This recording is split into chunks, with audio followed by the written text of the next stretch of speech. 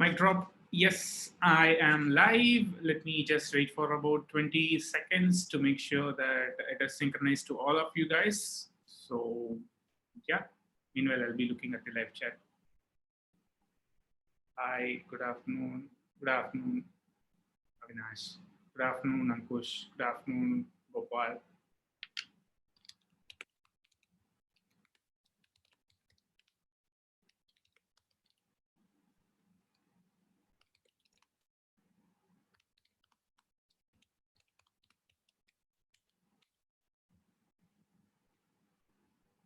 Yes, as I told you before, this live session is all about conditional decisions, a deeper dive.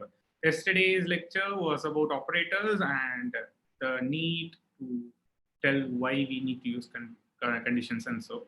So today it's like an extension to last lecture.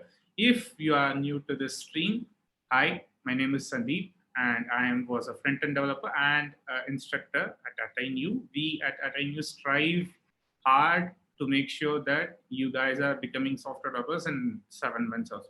So yes, we have made sure that to make advantage of this lockdown and to learn something which is so important in web industry, that is none other than JavaScript. For the past 4 days or so, we had covered the history of JavaScript, what is a variable and what are the data types which is used, from integers all the way up to objects and operators, everything basics towards JavaScript syntax and so.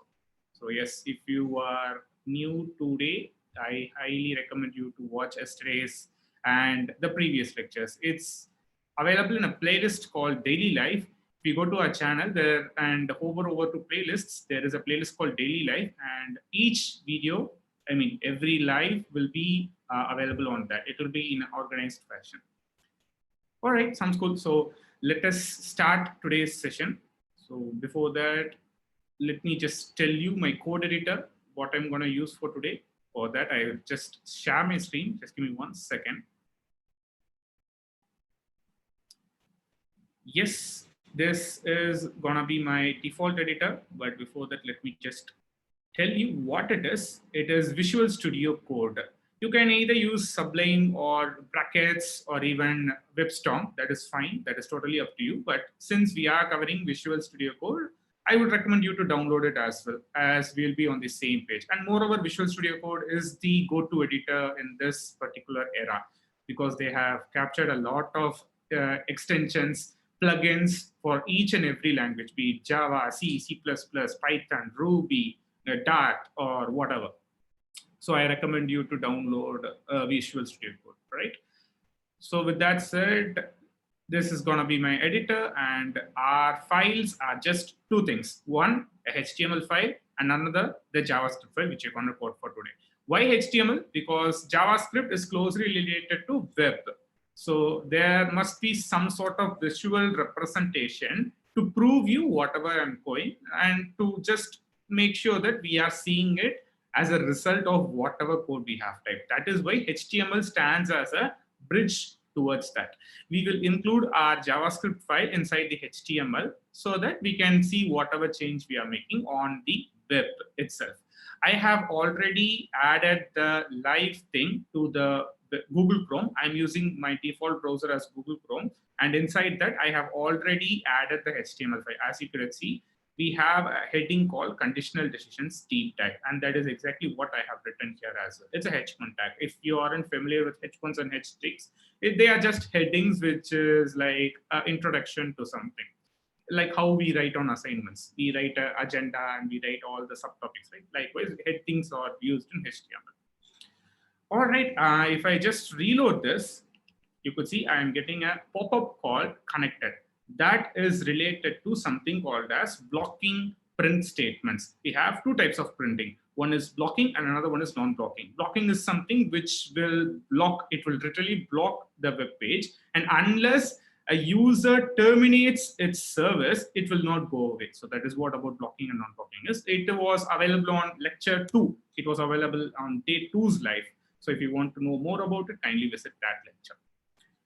All right, and I'm going to use a whiteboard here, which I have connected with an electronic pen board that is used for to draw something or to visually explain you if you felt it was confusing on some certain points. And today it is much required because what I'm going to teach you has a sort of tributarized code logic. That is, you will not be running every single line on your editor. There will be some circumstances where you will be sacrificing some lines of code because that condition must have been satisfied.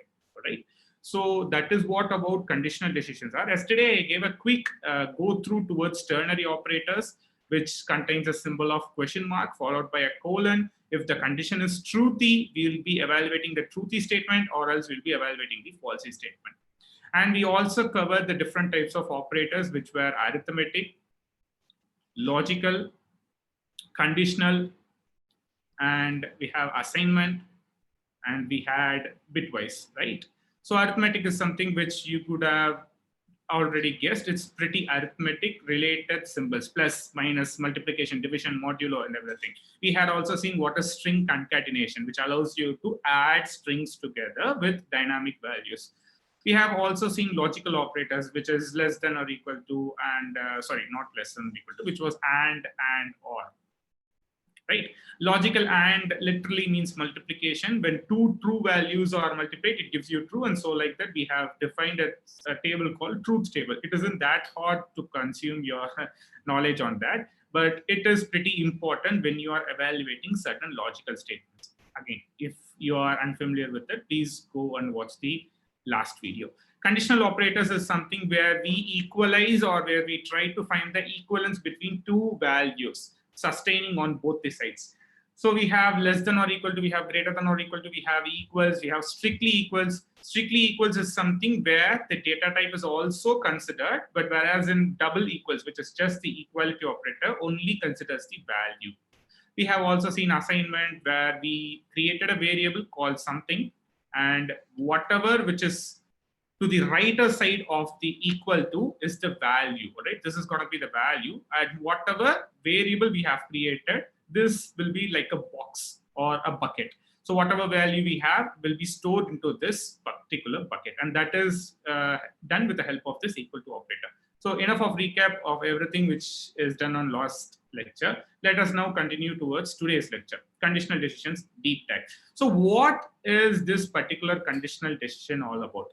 Well, to be frank, in every program, you will come to a point where a decision must to be made. Like if you are having a sort of, what do I say? Let's say we have a voting system, right? In voting application, we will be always checking the user's age, correct? Because obviously, if the voter's age is less than 18, he is not eligible to vote. So at that point of time, could you just recognize why the decisions is important? Because obviously we need to filter the unsatisfied candidates with the satisfied candidates, correct? So that is where you need conditional decisions. And to make sure that you are understanding conditional decisions, I'm going to introduce a new paradigm called flowchart, right? Flowchart is something which is drawn before you start writing even a letter of code.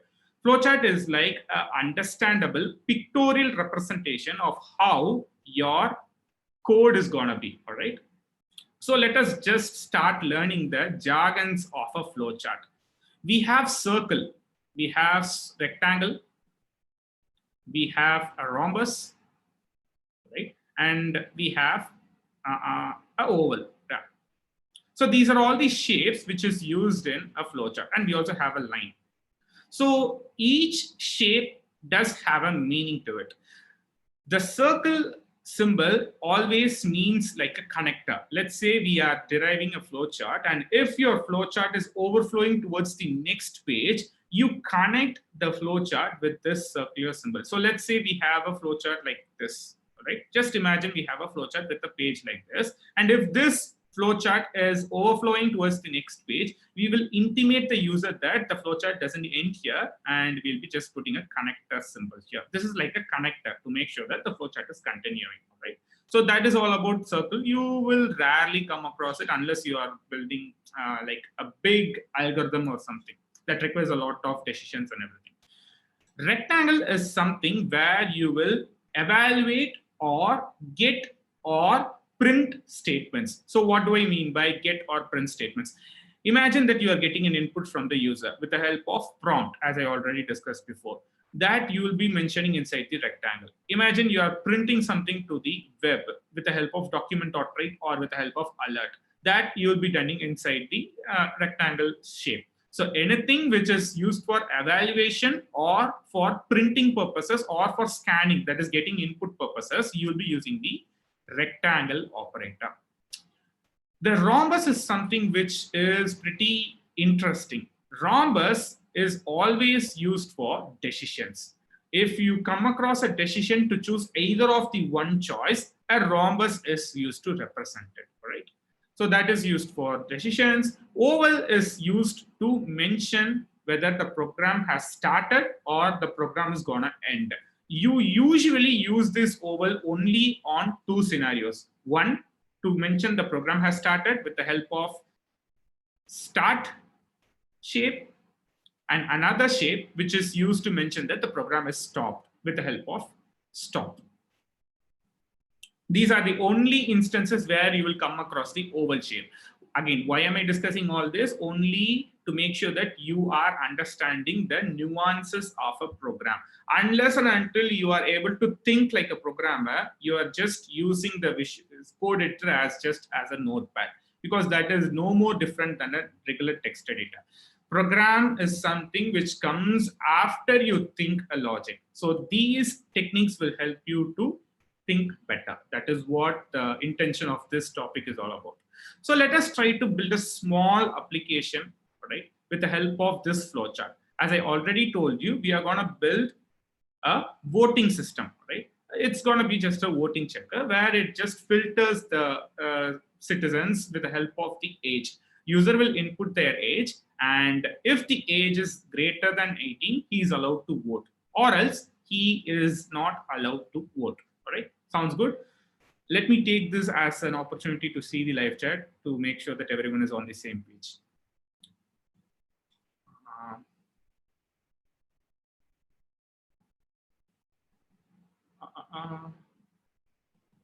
Those who will use.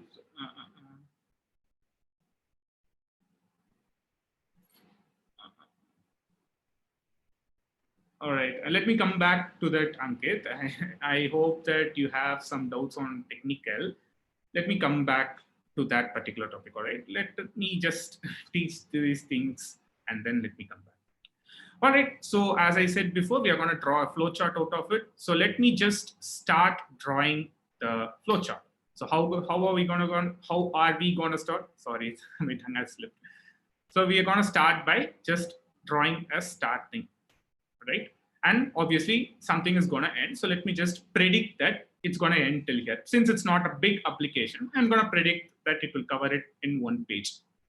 So as I've just said before, the only variable which we need to evaluate this application is obviously age, right? So that is going to be linked with the help of a line. So that is the only role in flowchart. Whenever you draw a line that mentions the direction is going from the source till the destination. That is all about it, right? And we do have a rectangular thing here, as well as I mentioned, rectangle is something which allows you to get input, print input, store the values, right? So obviously we're going to store a value here, which is nothing but the age. So that is going to be got from the input. One biggest advantage in flowchart is that you do not have to stick to any programmatical syntax. You can write in human understandable language itself. You can literally like this. You get input from user. You can literally write like this. No issues at all. That is the biggest advantage in flowchart. You are writing something which is understandable by both the programmer as well as the one who sees it. Right. So I hope this is pretty much understandable. If not, I'll just write it here. Get IP, all right, get IP. So this is our first step. After we get the input, what we are going to do is we are going to introduce a rhombus here, right? Rhombus is nothing but a decision making area. we are now at a place where we need to choose only the person whose age is greater than 18. So the rhombus is injected inside the code, and the value which holds inside the rhombus will be the condition itself. So what is going to be the condition for us? If age is greater than or equal to 18, we have two steps here. If it is yes, that is, in other words, if it is a truthy value, the age, we are going to say it as, okay, you are above the voting eligibility criteria, you may proceed to vote. Or if he's under 18, he's not eligible to vote. So what we are going to do now, we are going to split it into two ways, because there is a yes or there is a no, obviously, right? So we are going to split it like this as well as like this. Always, in my opinion, the truthy side will remain on the left side. The falsy side will be remaining on the right side. But that doesn't matter. You can draw whichever side you want. In my opinion, I have seen many programmers choosing the left side for truthiness and left right side for falsiness. So let me just choose on the majority. I'll pick here and write it as true here, and I will write here as false. So what happens if the age is greater than or equal to 18? If the age is like that, I'm going to write a rectangle here, right? And this rectangle is none other than a print statement, which is going to say that you are eligible, right? I'm just going to say print eligible, right? Or else I'm going to again create a rectangle like this and print not eligible.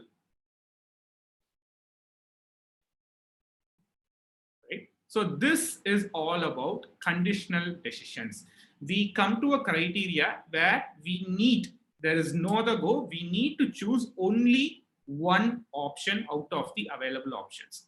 So here, no matter what value you keep, only one rectangle will be printed, right? There won't be a chance that both the rectangles will be printed until you have created a magic out of the programming language. So yes, that is it. And finally, obviously, this program is over. Let me just connect it here inside stop. And let me also connect the same inside stop. So let me just recap what I did. I started the program. I got the input from the user. I am having a decision whether the age should be greater than or less than 18. If it is true, I'll be going inside and printing it as yes. Or if it is false, I'll be printing it as no.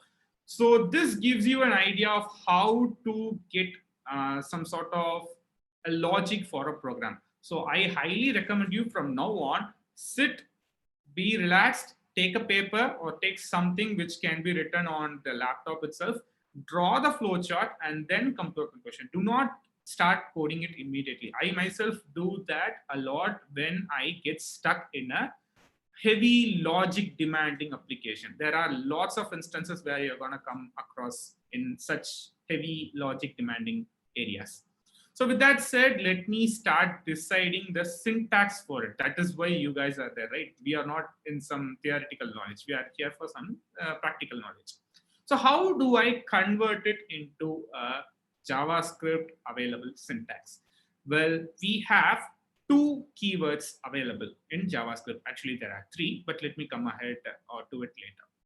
We have a if keyword, right? That is a reserved keyword. You cannot use it for your own purposes. As I told you yesterday itself, keywords are something which is pre-reserved, so that you cannot use it for your own purposes in variable names, I mean.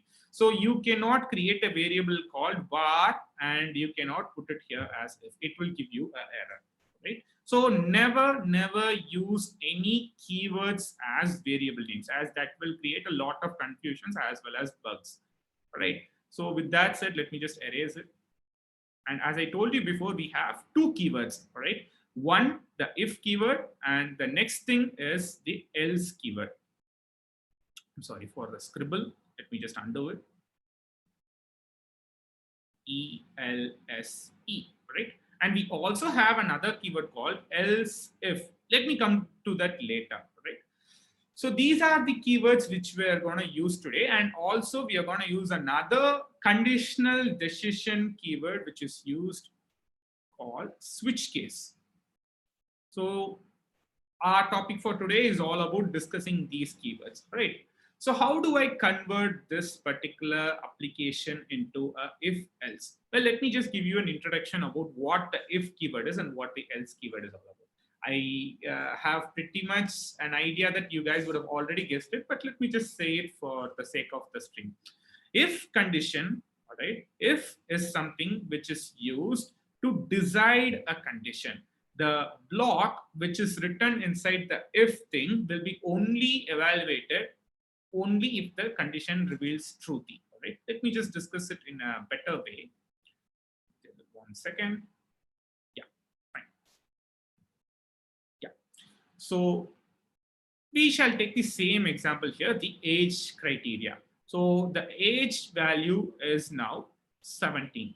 All right. I am writing the syntax as if I will open and close the parenthesis. Parenthesis is something which is located near to the 9 and 0 keys. Press shift and press the 9 and 0 keys and you'll get the parenthesis. All right. So now what I'm going to do is whatever condition which you want to evaluate is going to be injected here. So what is our evaluation criteria? If age is greater than or equal to 18, only then we have to perform the operations, correct? So the condition is opened and closed with the help of a curly brace, which is available near to your square brackets. Press shift and press the square brackets and you'll get the curly braces. So if the age is greater than 18, as I already told you, we're going to print it. We're going to print whatever condition we want. So if this particular statement is evaluated, then we can safely say that the condition has evaluated to true. That is, the age is greater than 18. But since we do not have the age criteria met, we need to have another statement here. And that is done with the help of else. Else keyword is like a fallback. Like how we were discussed in the flow chart, it's like a fallback. If the condition is not met, you need to have a fallback. Otherwise, it will not work. Otherwise, you cannot predict it, right? What is the necessity to only check for positive conditions? And that is pretty much incomplete. Your code is unfinished. So that is why we need to have a fallback strategy. How do we get a fallback strategy? By placing the else keyword there. Again, it follows the same syntax. You need not have any conditions here because it's pretty self-explanatory. This only runs when the above condition is failing. So what you have to do is just open and close the curly braces. Since I do not have space here, I'm just doing it on one line. But when we are writing it in code, you will have a pretty neat format. Again, if this particular condition fails, you can do whatever you want. For our case, let me just use the print statement. So that is all about it on this particular condition. If something is met, it will evaluate on the if block. By the way, what do I mean by block is that if you met across any sets of curly braces, this is called as block. Because it literally seems like a block, right? You are starting with some curly brace and you're ending with some curly brace. So whatever content is inside those curly braces is a block. They refer as, oh my God, sorry for that. I just dropped my pencil. So whatever is present inside those curly braces is considered as a block. All right. So that is why I was saying if the condition is true, then the if block will be evaluated. If the condition is false, then the else block will be evaluated. So now that you have learned the syntax of it, let us safely start coding the logic. So we have got the flowchart ready. We have everything set up. Our logic is pretty wired up. Let us start coding the same. So as I told you, the first step is to get the input from the user, correct? So let me just delete it. Our first step is to get input from the user, all right? So what would I do is I'll create a new variable called age, and then I'll be getting the input from user. The JavaScript syntax for getting the input is prompt. Again, if you are unfamiliar with what prompt is, I have discussed it deeply on day 2. So kindly go back and learn. It's not that hard. It's just getting a string. A string is something which is a set of characters. You can pass whatever question you want, and whatever value we will be getting is stored inside this variable. Right? So I'm just gonna say kindly enter your age. Right? So what I'm going to do is I'll just say it as if age if age is greater than or equal to 18, I'm going to alert it as, but before that, let me just have a comment. By the way, if you are unfamiliar with this forward slashes, it's basically a comment. A comment is something which allows you to have better readability for your code. It nowhere reflects anything on the code itself. It is only there to read better on your code. That is it. So yeah, we are going to have a conditional decision here. Conditional decision, and if age is greater than or equal to 18, I'm going to alert this as, hooray, you can vote to you can vote on the elections. Pardon me for the typos. Else, I'm going to vote. I'm not going to vote. Oops. You are not eligible to vote. So could you at least understand now, people, we are in a situation that only one line is going to perform. If the condition satisfies, line number 6 will be evaluated, and it directly skips all the way up to line number 10. It will not even check the block which is inside the else. That is the advantage of conditional decisions. It literally jumps from the program flow and starts from the next consecutive lines. So that is one thing you need to note of.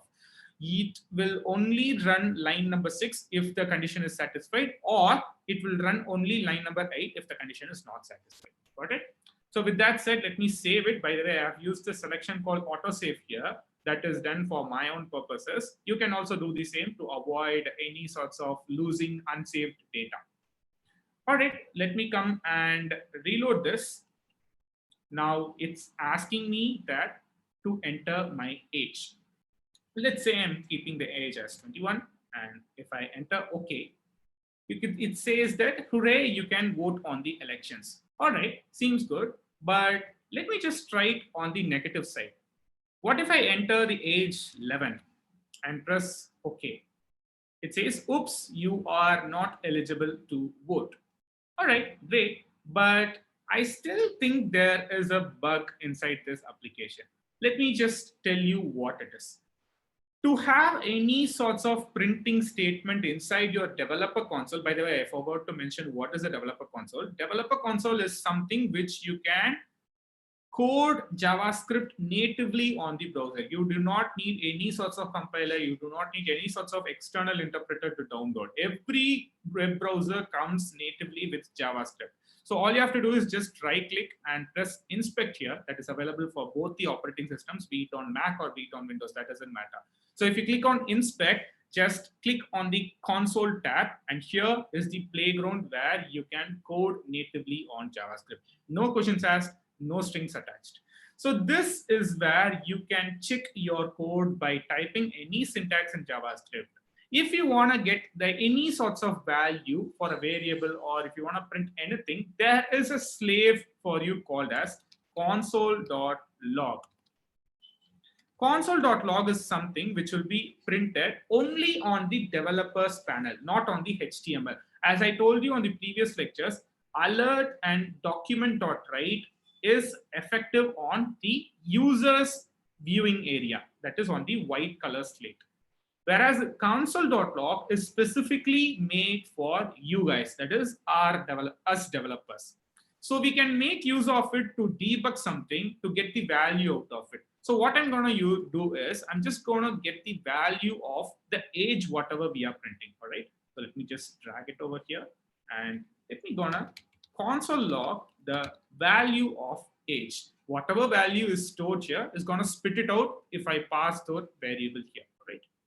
So I'll just reload it once again and enter the value of 13. And you could see that it's saying, whoops, you're not eligible to vote. But if I come here, it's somewhat, how could I say? It's a black color.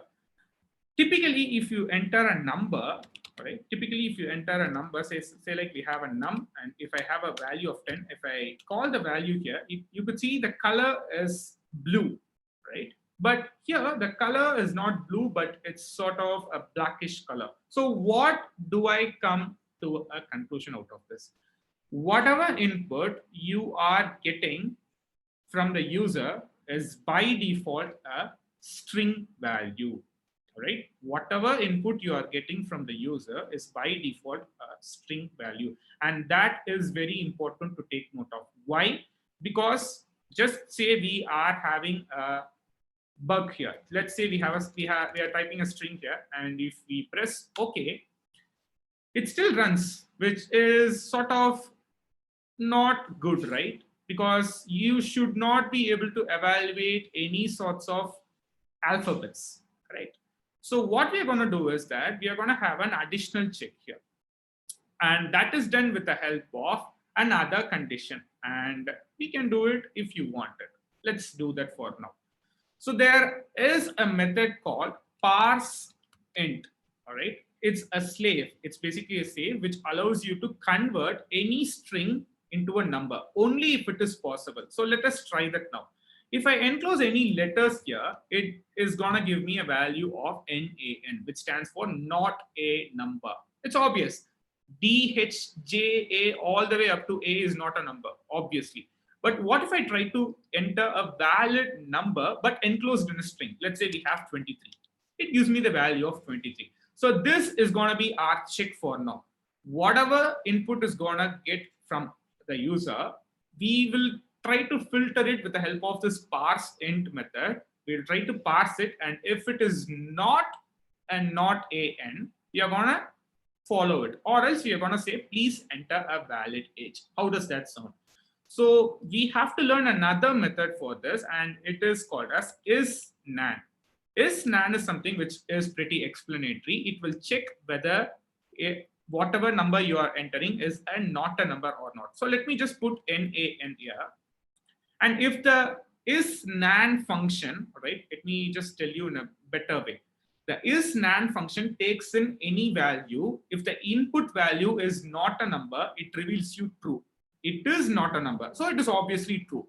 If it is not a number, or like if it is other than not a number, let's say we have the value 34, it's going to give me the value false, because it's obviously not a number. Sorry, it's not a number. How do I say it? Let me just comment here. It's not a number, or in other words, not NaN. Right? This is what I'm trying to say, because 34 is a number. Right? And it is not NaN. So if the value which is input is NaN, it's going to give me true, or else it's going to give me false. So how do I write the condition for this? Well, that is pretty easy. We are going to input something which is required to this. But one second, I'll just scroll it here. All right. Cool. So what I'm going to do is I'm just going to take my pen and write another condition here. Let me just put it somewhere. Just think it as another flowchart, right? So instead of directly going and checking the condition, I'm going to have another condition. So that condition is going to be if the input age, right? If the input age is not a number, if it is not equal to NaN, all right? If it is not a number, then only I need to follow this particular decision, and that is done with the help of the marking all the way up to here. Right? I'm going to loop it. I'm going to cover it into the next decision, or else I'm going to print it as invalid number. All right. So that is what I'm going to do it. So how do I put it in code? Well, that is pretty easy. All I'm going to do is I'll have a new variable called age valid is equal to parse int whatever value we are getting here. All right. So again, if this was a string and if it is not able to convert into a number, it is going to give me the value of NaN. That is not a number. So what I'm going to do is I'm going to have it as if age valid, or in other words, if isNaN of age valid, all right, if it is NaN, all I'm going to put it as console log sorry, not console log, alert invalid age. Else, I'm going to wrap all these things inside here. All right. So let me just have a recap of what I just did. I was getting the conditional decision. All right. I was getting the age and starting to go inside the conditional decision. Firstly, before going into the decision, I was trying to convert it into a number. If that is not possible, it would give me a value called NaN, not a number. So I was asking if it is NaN. If it is true, then obviously we should not go further. I should alert it as invalid age. Or else I'll be having the regular condition. That is exactly what I was doing here, right? If it is not a number, I will be looping it back to what I was having before. Or else I will be having an invalid number, right? I will even write here as true and false so that you can understand. Let me just have it T here. Let me just have it false here. Fine, now it is even more foolproof. Let us go and reload and try to input some gibberish here. If I press enter, you could see I'm having the value of invalid age and it doesn't move further. Or if I now try to enter underage, which is less than 18, you could see it says, oops, you are not eligible to vote, right? So that is exactly what I'm gonna receive. Let me just put a value called 79. If I press enter, hooray, you can vote on the elections. So how does that sound? We have made a foolproof age detector for elections. So this is exactly what conditional decisions are. And this is just our first part in if else. Let me take this as a chance to view the live chat. Is everything all right till now?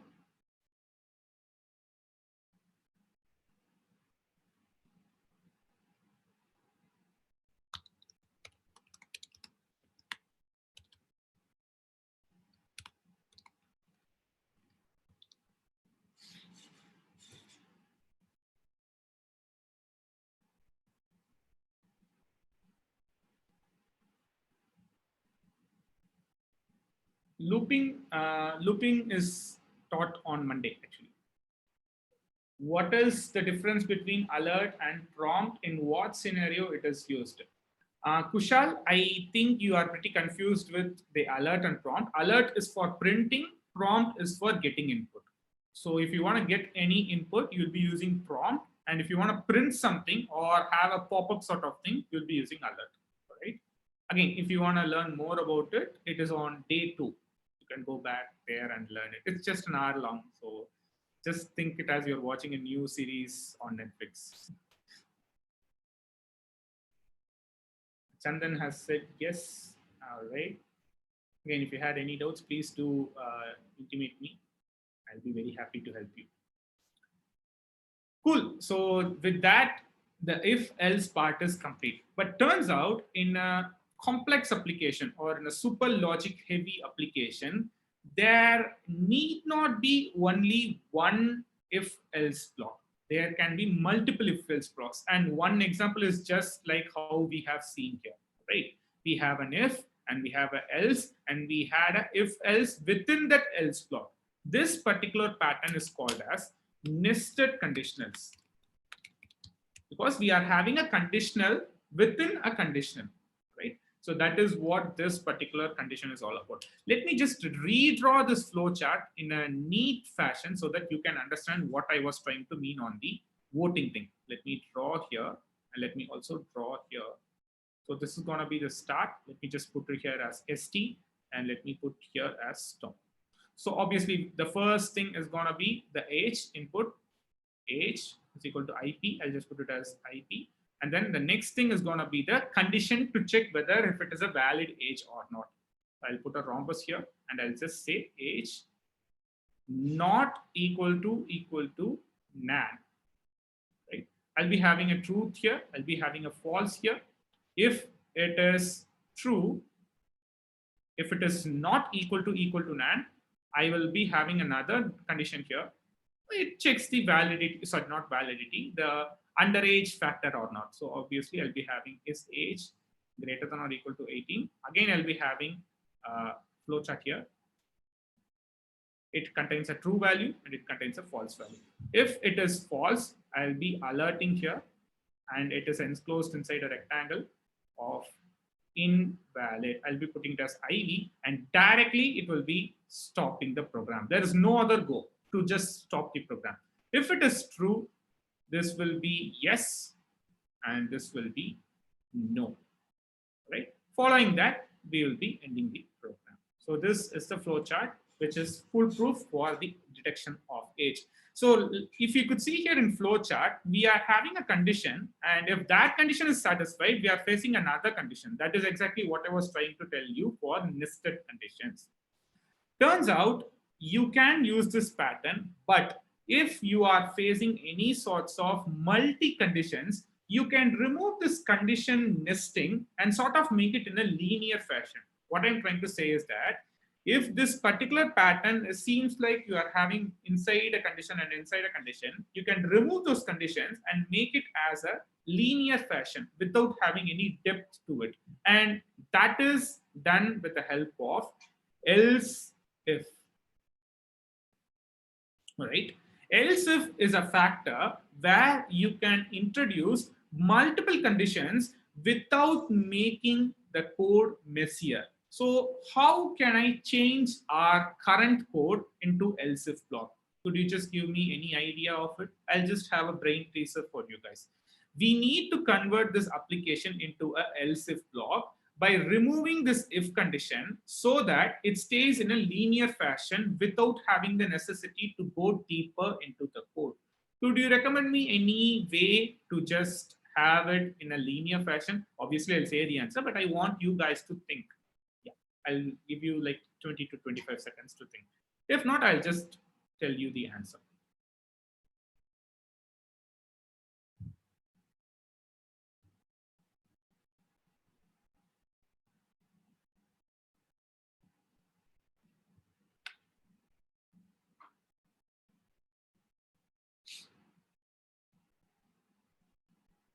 I'm still seeing.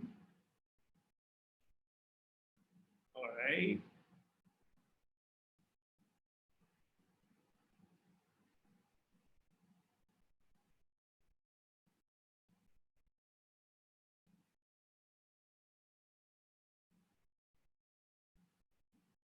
All right, Sarvesh has said and operator. This does have nothing to do with and actually, Sarvesh. We have to use else if in sort of a way to eliminate the depth to it. That is it. All right, I think everyone is pretty puzzled of what I was trying to think. Mrugesh has said nested to else if and then. Correct. It is correct, but I wanted an even more clearer answer. It's fine. It's fine. You guys are all there to learn. You guys are not to get in an interview or something. Fine. So to convert this into an else if, it's so simple. All you have to do is just remove it, remove this condition, and paste it here. That's it. And I'll remove the block as well. So what the heck I have just did, everyone would have got confused. So let me just revamp what I had did.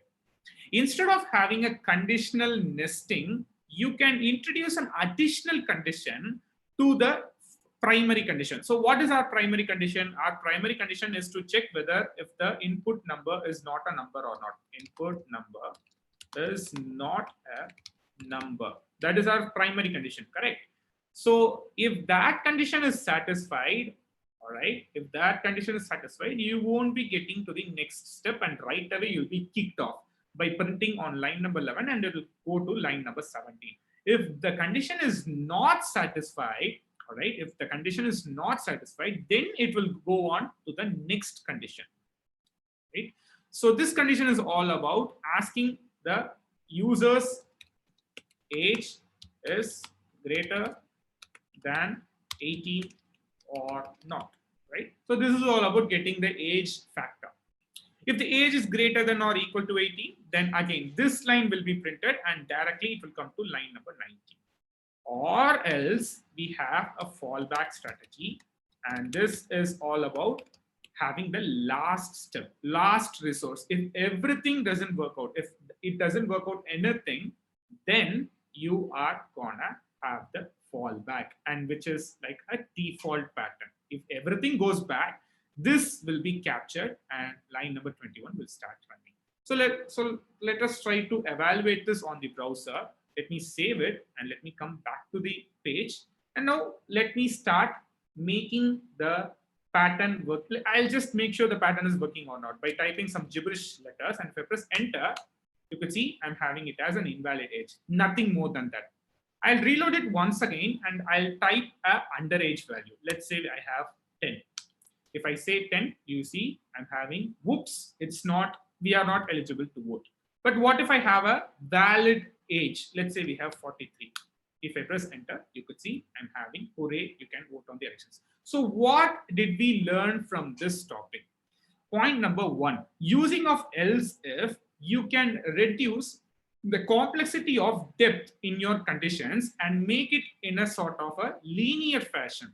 Instead of going like a triangular pattern, the before pattern was like this. We had a triangular pattern. If this executed, this will execute. If this executes, then only this will execute, or else this will not execute. Am I right? It was like a triangular pattern. Now it is in a linear pattern. Linear means in a straight fashion.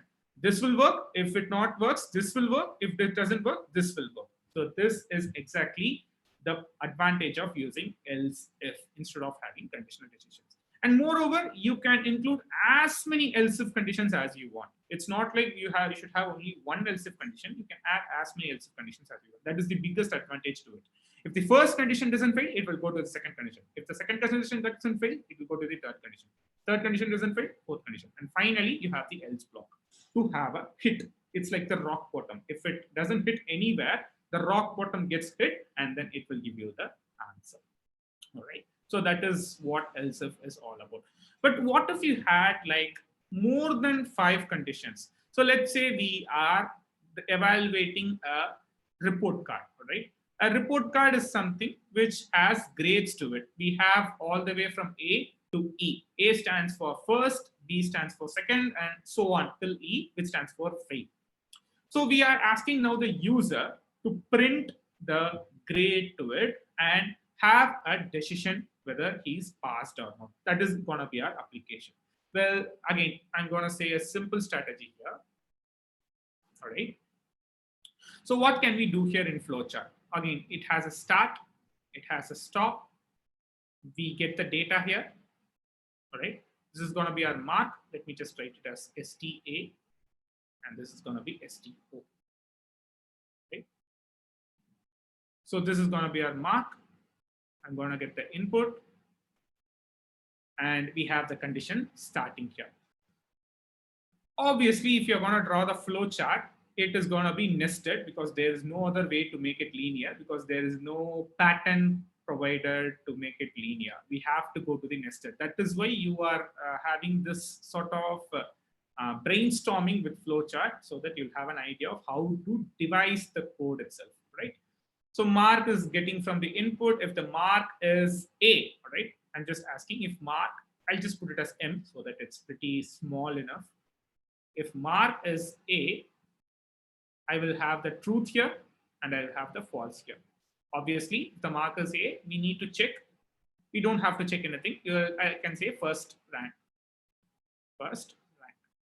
Right. I'll be putting here, and all the way it stops the application. Correct. If it is false, again we have a decision here. Again, we need to check whether if the mark is B, M is equal to B, and it has a true, false, right? Why is it so laggy? Just give me 1 second. Sorry for that. Yeah, again, it has another decision, and it has true, false for C. Again, it has a decision for D, true, false, and again it has a decision of true, false. You could see this, right? This is exactly what will happen if we were dealing with nested if else. How ugly this pattern is. So here we have a true pattern and we have this second rank. I'll put it as just second and it stops here. And if it is false, we have third rank and it stops here. If it is, I'll just put it as C here. I'll put it D. I will put it E here. All right. Again, if it is true, and then it is false.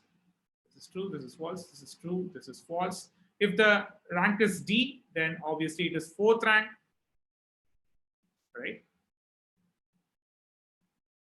I'm sorry for that. Let me put the arrow here. If it is E here, all right, if it is if the grade is E, it's gonna be have the 5th rank, in other words, fail, and this is also stopping it. If it is not even E, if the grade is anything else than E, the case is gonna be what? Invalid mark, right? So it's gonna be invalid. I'll be putting here as I for invalid, and this is also gonna be stop. The flowchart itself is so messy, right? We have a condition within a condition, within a condition, within a condition. It's so deep, it goes in a triangular pattern. Could you see this? We have a triangular pattern here. So to remove this, point number 1, we can use the else strategy as I just told you. Or there is a better way to deal this. If your condition crosses more than 3, there is a pattern where you could choose any one of the conditions and then it will go from there. And that pattern is called as switch case. Switch case is something where you will be allowed to have multiple conditions. You can use if else if as well, but to have a more elegant code or to have a more readable code, you can use your switch case. It allows you to have multiple conditions, and if anything doesn't satisfy, you have a default condition as well, right? You have a base condition. If anything doesn't satisfy all the way over, just like how we have seen here. If the grade is not E, you have a base condition, right? If anything doesn't satisfy, you should have a fallback.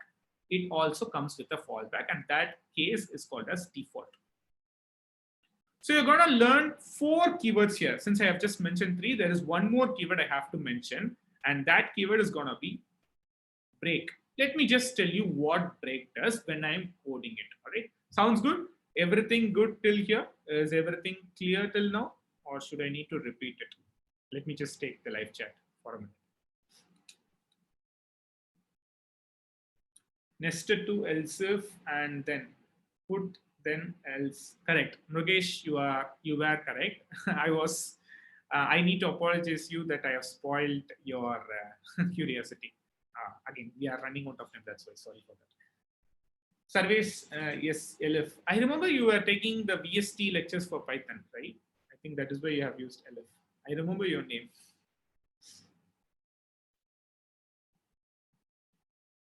All right, great. Fine.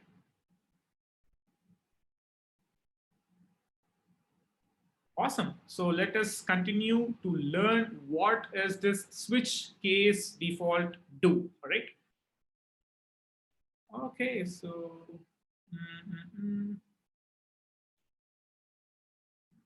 where is my code editor? Yeah, I forgot here.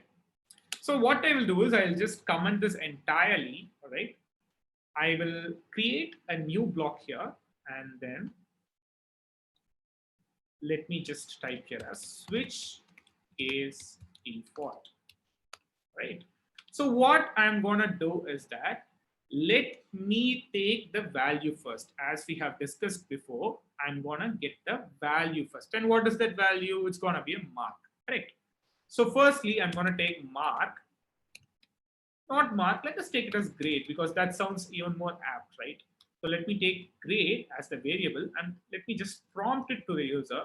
Please enter your grade, right? So that's going to be a simple statement which gets the grade, and the value is going to be stored in our grade. The first condition is to check if it is a number, correct? If we are entering something which is a number, then it is useless, right? So again, I do not want to make it complicated, but let me just check only for the presence of number. Again, if you are trying to type it as ABC 1, 2, 3, that will not check. But just say for demonstration purposes, we are going to neglect all the edge cases and only try to solve the one edge case, because if we start deciding all the edge cases, our session will get long. That is why, and that is not our part to learn, right? So just gonna think that we are gonna check whether if it is a letter or a number. That's it. So checking for number. Again, this is pretty easy. What we are going to do is we are going to create a new variable called grade valid, and let me just try to convert it into an integer. All right, this is going to be a grade. In the previous thing, we were checking if it is not a number, correct? But here we need to check if it is not a number, correct? If it is not a number, only then we can consider that it is a valid alphabet. Because if it is not a number, how do we check whether the grade is an alphabet or not? It is not an alphabet, right? So the logic is completely opposite here. Before we were asking the truthiness of is NaN, now we are asking the falsiness of is NaN, right? So here, let me just put a check here to check. I don't want to do that because I've already written that comment. I didn't see that. Sorry for that. So if is NaN, right? If it is a NaN, grade valid, then we can safely assume that the input character was alphabet, because alphabet is something which you cannot convert to a number, right? That is why we can safely go here. Else we need to have a alert as invalid grade, right? So shall we just check this portion alone? Let me just have an alert statement here and just check it as valid grade, right? So this is going to be our first check. Let me go here and let me reload it once again. Please enter your grade. Let me just type some number, 56. If I press enter, it says invalid grade. Good. If I reload it again and press the grade B, you can see I'm having it as valid grade. So the first check is over. Again, I have said before, we won't be carrying out all the edge cases as it drains a lot of time, right? Cool. So now, as I told you before, there are 4 keywords which we need to learn now: switch, case, default, break. Right? So let's start with the first keyword, switch. Switch is something which gets the variable's value to be considered for evaluating it. That's it. That is pretty much about it. So in our case, what is the value we need to check for the criteria to give a conclusion of the grade? The grade variable itself, correct? So that variable is gonna be under evaluation. Whichever variable you want to put into evaluation is need to be fit inside the switch method. Got it? So let me just put this switch method, and it expects a parenthesis, and the value which you are gonna put under evaluation is need to be fit inside this parenthesis. Got it? So our variable is gonna be grade. All right. And let me just open the curly braces here. This is our first step. Step number 2. We need to now check all the possible conditions, right? Because as you could have seen in our flow chart, we had about 1, 2, 3, 4, 5 possible conditions. So if you wanna filter it out based on the condition which we are expecting it, we need to start using the keyword called case. Case is something which expects a condition, all right? Not a condition, I'm sorry for that. It expects the value here, and whatever value you are specifying it, that particular case will be triggered. So let's say we have the case of grade A. If we want to trigger this particular condition, you should write the word case followed by the value which you are expecting it, and you need to have a colon here. So what does this mean in programmatical jargon? If this particular grade is A, then this case needs to be activated, or in other words, triggered, and should not perform the following cases below. It's just like if else. That particular case will be evaluated to true, and all the way it jumps to the end of the block. That's it. So that is what we are going to do now. All we have to do is just put case, right? And I'll put the value A here. And I'll have a colon here. If the case is A, I'm going to say it as alert, and then say it as first rank. That's it. Again, I'm going to repeat the same by putting it as case B alert second rank, case C alert third rank, case D alert fourth rank. Got it? And finally, case E, we have alert. I'm sorry, not add even lesser. Alert, fifth rank. Got it? So now we have depicted all the switch cases. It's time for us to depict the fallback strategy as well. As I've told you before, we need to have some sort of fallback strategy to make sure that this code should run in all conditions, irrespective of the letter which we are typing inside. Got it? So that is done with the help of default keyword. Default is something which does not require any conditions, just like how an else block occurs. Else is something which occurs at the bottom of the condition, so it is pretty much self-explanatory. That condition will only run if the conditions above weren't evaluating to true. Got it? So that is exactly how default works as well. If none of those cases work, the default case will be triggered. So that is exactly what we are going to do now. So I'll just put the default keyword followed by colon. As I just told you, you don't have to evaluate for any values. If you want to evaluate for values, just use the case keyword because that is what it is meant for. Let me put it as alert, you are failed. That's it. In other words, you have failed. That seems the right grammatical way to depict it. There is one small bug here, but let us all try to check the code first. All right. Then we will come and see what was the bug. Let me save it and let me just run it and see. Please enter your grade. Let me just do it again as a number. And if I press enter, it says as invalid grade. Cool, everything is cool. But let's start entering the grade of A, right? If I press OK, it says me first rank. But turns out if I press OK again, it says me second rank.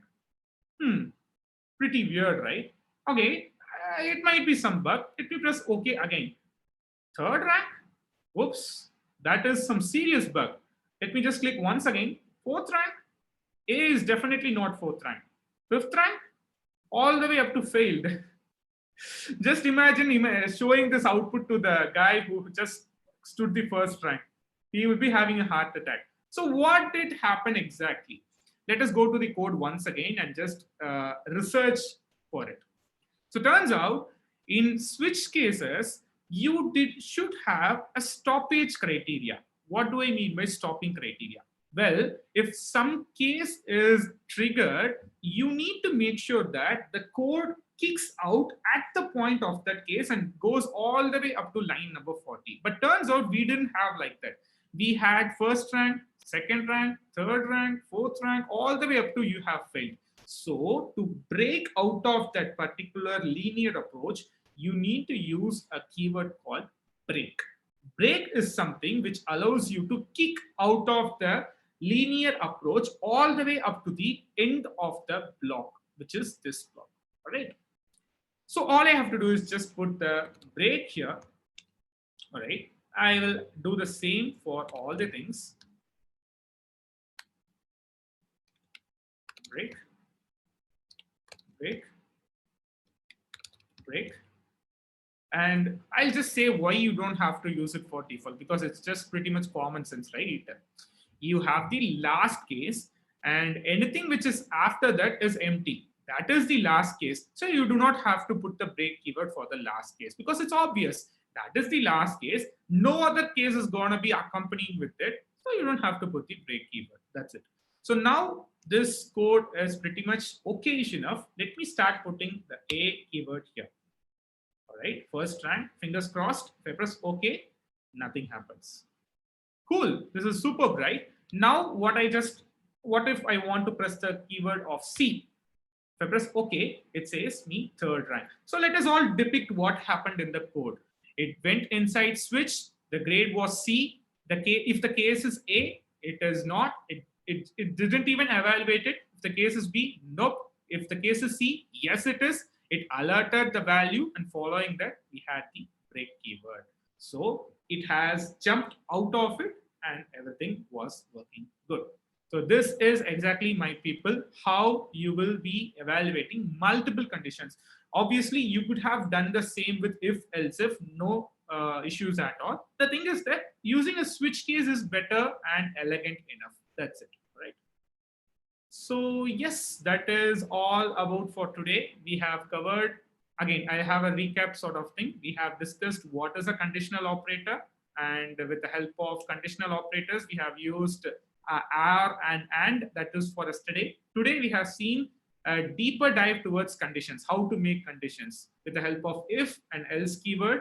And we have also discovered to remove the depth of an if else with the help of else if, and following that to have multiple conditions. We have also seen switch case. Yes, that is it. Let me see the live chat and we'll call today. How did you comment at once? Yeah, it's pretty simple. All you have to do is just press Control A and just select Control and click the forward slash. It will give you the uncommenting thing. What if we put symbol? Symbol, you mean the symbol data type?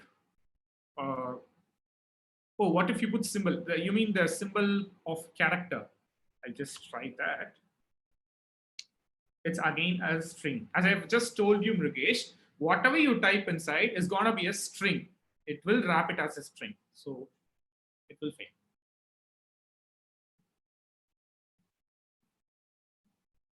Answer, Ankit. Ankit's answer. Yeah, okay, sure. So about that, since this course is not everything, right?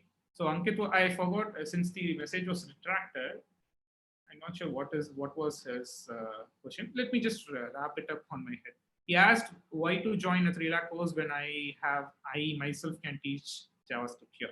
So the thing is, JavaScript cannot, that is impossible. If anyone is trying to do that, they are literally selling upon you.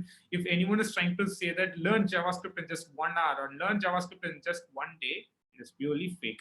You need to undergo lots of projects, lots of coding challenges, lots of assignments, lots of monthly tests to get a wrap on it.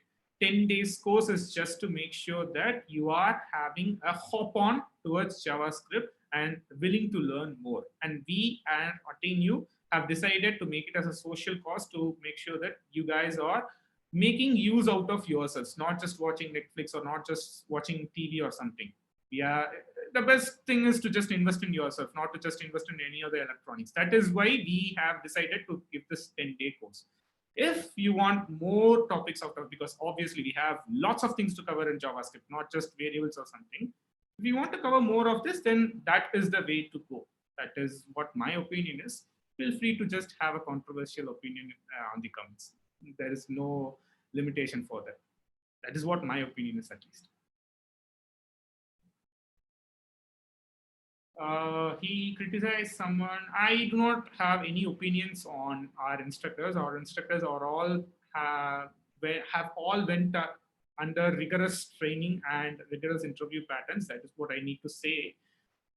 Yeah, you can contact our team.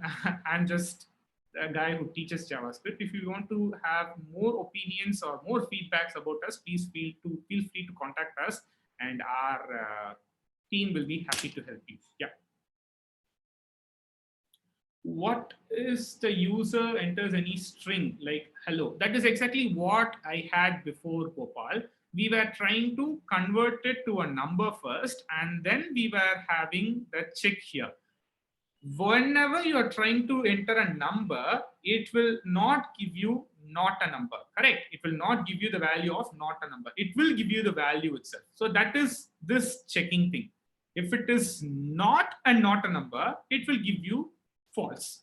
If it is a not a number, it will give you true. So that is why we have checked here. Our goal is to check only alphabets. So what happened here? If this particular integer turns into a number, this particular thing will give you false. And that is exactly what I told you on the beginning of the lecture.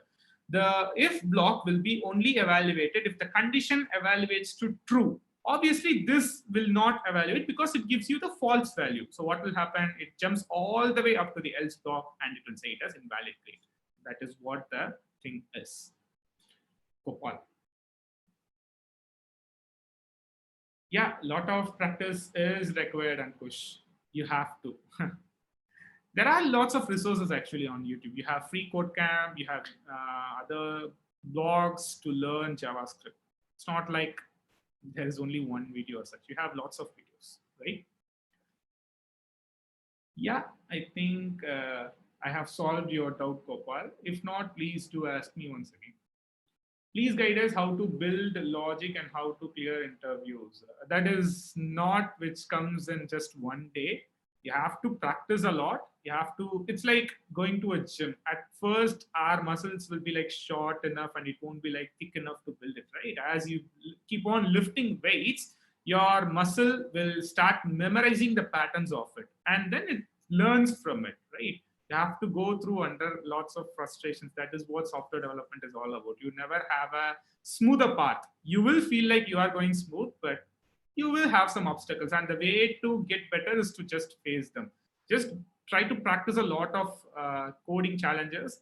There are lots of websites like HackerRank, Code Wars, Lead Code. And if you felt you are stuck somewhere, it means that either you haven't practiced enough on the logical side or on the syntactical side.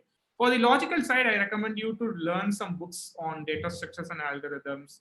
Or for syntactical side, you can look for any blog articles for the language itself. Again, you need to go under a lot of practice. There is nothing called as theoretical knowledge in programming. You have to get your hands dirty. There is no other go for it. Yeah. Is switch case sensitive, like the condition will work similarly for A and A? I hope not. Let us try that. So Sarvesh's answer is, Sarvesh's question is pretty great. Let us try that. It says you have failed. Could you see that? It's because it is case sensitive.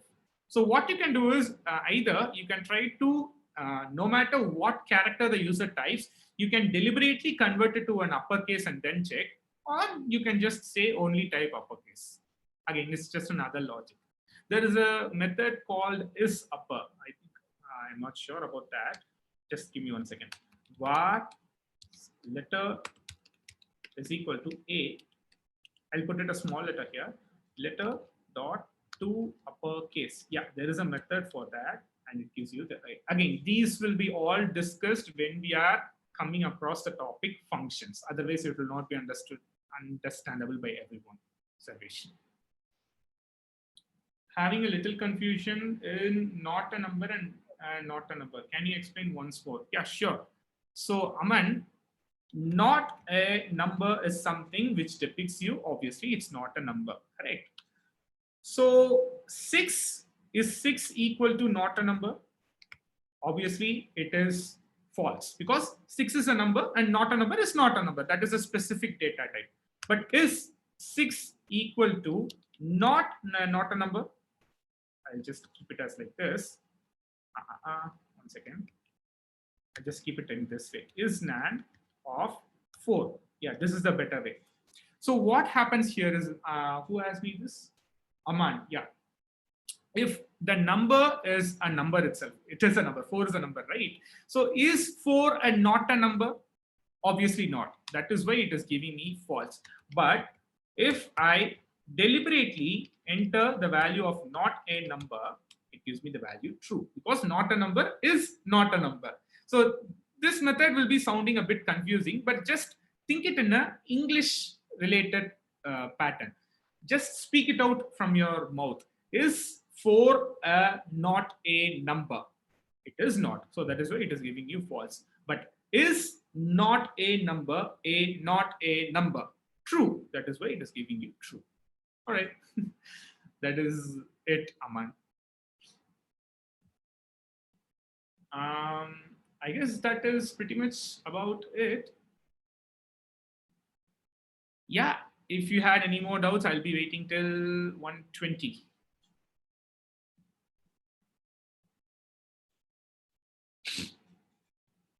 Hope you guys have a great weekend.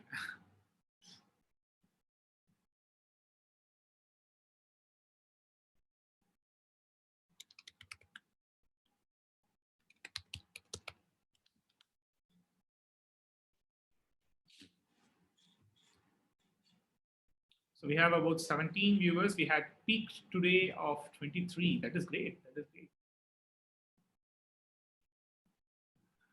All right. If there are any more doubts, please feel free to ask me, and I'll be happy enough to tell you. Actually, what is this YouTube live is that whatever I'm speaking will get delayed for about 20 to 25 seconds. So that is why your my message rate and my video rate will be a bit delayed. Yeah.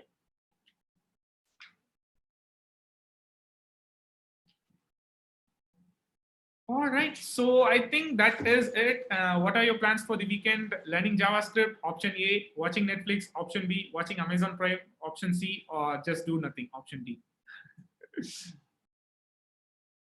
I think you can have all the above. I can hear it in my ears that you guys want an all the above option. No doubts you can have your thank you for that. All right, guys, thank you so much for joining. I could see constantly for 4 days we are having 20 viewers. It is very thankful from your side. It shows that you have interest in learning from me, and it also shows that I am doing something valuable. So thank you so much for that, and keep supporting this live lecture. You can just share it with your peeps, and feel free to ask them to join this lecture as well. It's free. It costs nothing other than your internet bill, obviously. So yeah, thank you so much for joining, guys. Have a great weekend, and let us see on Monday. Monday is going to be interesting. It's all about iterations to avoid multiple things to do again and again. Instead, you can have some sort of way to automate that. All right, it's all about iterations. So tune in on Monday, same time, 12 p.m. to 1 p.m. All right, bye bye. Have a nice day, guys.